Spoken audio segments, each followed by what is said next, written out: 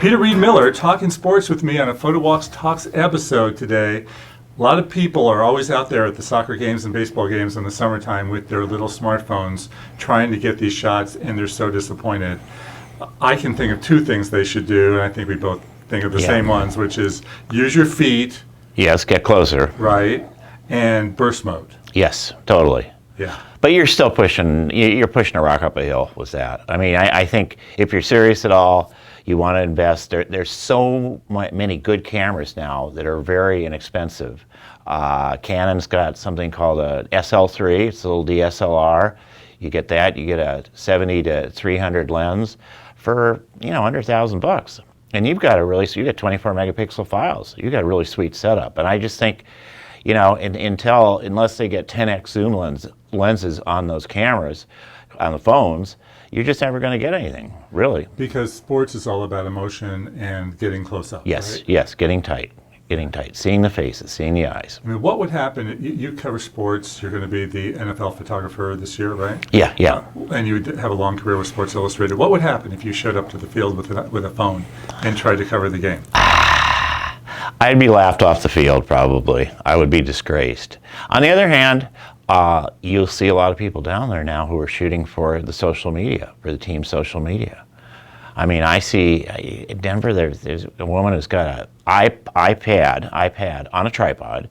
She shoots with that, and I guess it doesn't matter, for social media. But those are behind the scenes pictures. Yeah, a lot of it's behind the scenes, but they shoot game action too, but I don't know what they're getting.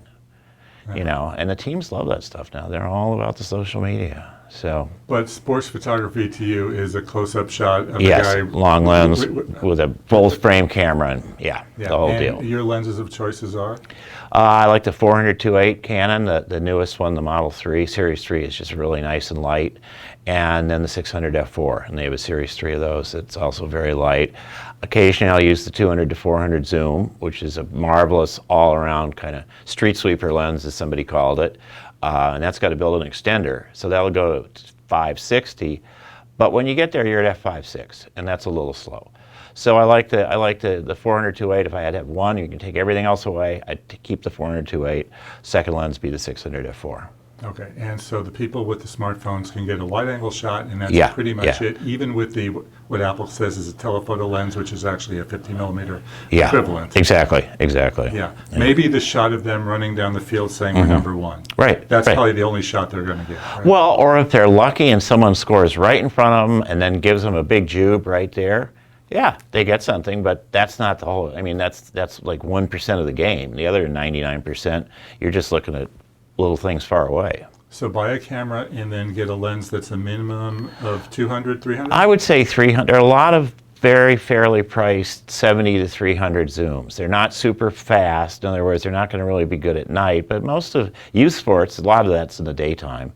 So you get that 70 to 300 and you're really covered. Especially with a APS-C sensor, which is a little smaller, so that makes it 450. Makes it like a 450.